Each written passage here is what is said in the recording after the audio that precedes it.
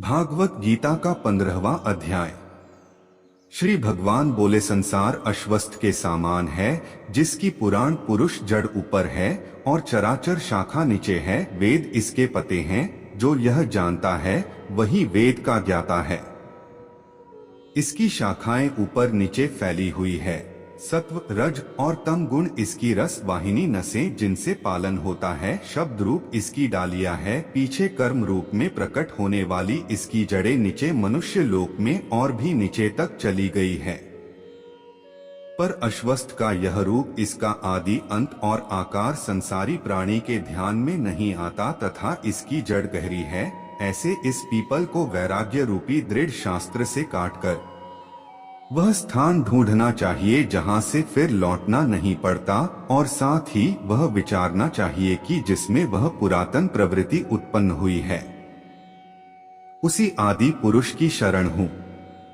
अहंकार और मोह रहित संग दोष को जितने वाले आत्मज्ञान से निरत, सब कामनाओं से दूर, सुख दुख नामक दृढ़ पदार्थ से मुक्त, ऐसे ज्ञानी पुरुष शाश्वत पद को पाते हैं। जिसे सूर्य, चंद्र या अग्नि प्रक्षित नहीं करते, वही मेरा परमधाम है, वहां जाकर लौटना नहीं होता। मेरा संतान अंश जोगलोक में जीव का रूप घर कर प्रकृति में स्थित पांचों इंद्रियों और छठें मन को उससे छुड़ता है।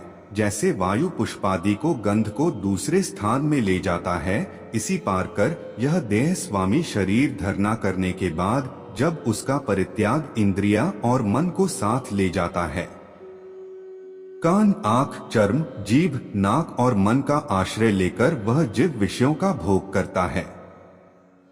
एक देह से दूसरी देह जो जाते अथवा एक ही देह में रहते समय अथवा इंद्रियों से युक्त हो विषयों का उपभोग करते हुए, इसको मूर्ख देख नहीं सकते, किंतु ज्ञान रूप नेत्र से वे देखते हैं। यत्न करने से योगी जन इसे देखते हैं, परंतु अज्ञानी यत्न करके भी इसे नहीं देख पाते। जो तेज सूर्य, चंद्रमा और अग्नि में वर्तमान है और जगत को प्रकाशित करता है, उसे मेरा ही तेज जानो। मैं ही पृथ्वी में प्रवेश कर अपने तेज से समस्त जीवों भूतों को धारण करता हूँ, और इनमें भरा हुआ चंद्रमा बनकर मैं ही सब औषधियों को पोषण करता हूँ। मैं जठराग्नि होकर प्राणियों के देह में प्रविष्ट हूँ और प्राण वायु अपान वायु से संसुप्त होकर चारों प्रकार से भोजन किए हुए प्राणियों के अन्न को पचाता हूँ। मैं संपूर्ण भूतों के हृदय कमल में निवास करता हूँ, मुझसे ही स्मृति ज्ञान और उनका नाश होता है। सब वेदों में जानने योग्य मैं ही हूँ। वेदांत का कर्ता और वेदों का ज्ञाता मैं ही हूँ। इस संसार में क्षर और अक्षर दो पुरुष है। जितने नाशवान प्राणी है वे क्षर कहलाते हैं, और उसमें कटस्थ अर्थात शौल शिखर के भांति स्थिर चैतन्य को अक्षर कहते हैं। किंतु उत्तम पुरुष परमात्मा विकार रहित सर्व नियंता वृद्ध मुक्त नित्य रूप तीनों लोकों में प्रविष्ट होकर धारण पोषण करता है, वह इन दोनों से अगल है। मैं क्षर और अक्षर में उत्कृष्ट हूँ, इसी कारण से लोक और वेदों में पुरुषोत्तम नाम से विख्यात हूँ। हे भारत, जो उत्तम ज्ञानी जन इस प्रकार से मुझको पुरुषोत्तम जानता है और सर्वत्रो भावेन मेरा ही स्मरण करता है। हे भारत, शास्त्र के गुहा भेद की जो मन कहा है, बुद्धिमान पुरुष कृत कृत्य होता है। भागवत गीता का 15वां अध्याय समाप्तम। भागवत गीता का 15वां अध्याय का महात्म्य।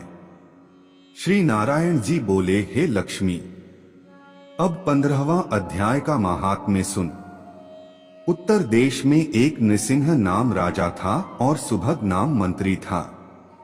राजा को मंत्री पर बड़ा भरोसा था। मंत्री के मन में कपट था। मंत्री चाहता था को मारकर राज्य में ही करूं। इसी भांति कुछ काल व्यतीत हुआ। एक दिन राजा नौकर चकारों सहित सो रहा था, तब मंत्री राजा को सारे नौकरों समते मारकर राज्य करने लगा। राज्य करते बहुत काल व्यतीत हुआ। एक दिन वह भी मर गया। यमराज के पास दूत बांधकर ले गए। धर्मराज ने कहा, हे यमदूतों, यह बड़ा पापी है, इनको घोर नरक में डालो। हे लक्ष्मी, इसी प्रकार वह पापी की नरक भोगता 2 धर्मराज की आज्ञा से घोड़े की योनि में आया। संगलदीप में जाए धोड़ा भया। बड़े घोड़ों के सौदागर उसे मोल ले तथा और भी घोड़े खरीदकर अपने देश को चला चलते 2 अपने देश में आया। तब वहां के राजा ने सुना कि आमुक सौदागर बहुत से घोड़े ले आया है। तब राजा ने उसे बुलाया, देखकर घोड़े खरीदे, उस घोड़े को भी खरीदा। जब उस घोड़े को फेरा तब राजा को देखकर इसने सिर फेरा। राजा ने देखकर कहा, यह क्या बात है, घोड़े ने सिर फेरा है। तब राजा ने पंडित बुलाकर पूछा कि इस घोड़े ने हमको देखकर सिर फेरा है, इसका क्या कारण है? पंडित ने कहा, हे राजन, इस घोड़े ने तुमको सिर नवाया है। राजा ने कहा, यह बात नहीं कि दिन पीछे राजा शिकार खेलने को उसी घोड़े पर सवारी करके गया। वह घोड़ा जल्दी चलता था, राजा शिकार खेलता 2 बहुत दूर चला गया। उस दिन हाथों हाथ राजा ने शिकार पकड़ के मारी। राजा बहुत प्रसन्न हुआ। दोपहर हो गई, राजा जो तृषा लगी, वन में एक अतीत देखा। राजा उतरा, घोड़ा वृक्ष से बांधकर कुटिया में गया। देखा तो साधु अपने पुत्र को भागवत गीता का 15वां अध्याय का पाठ सिखा रखा है। वृक्ष के पत्ते पर श्लोक लिख दिया है, बालक को कहा खेलते फिरो और इसको कंठ भी करो।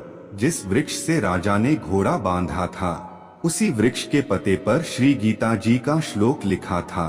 वह बालक पता लेकर खेले भी पढ़े भी। उस पते को घोड़े ने देखा, तत्काल उसकी देह छूटी, देवदेही पाई, स्वर्ग से विमान आए, उस पर बैठकर बैकुंठ को चला।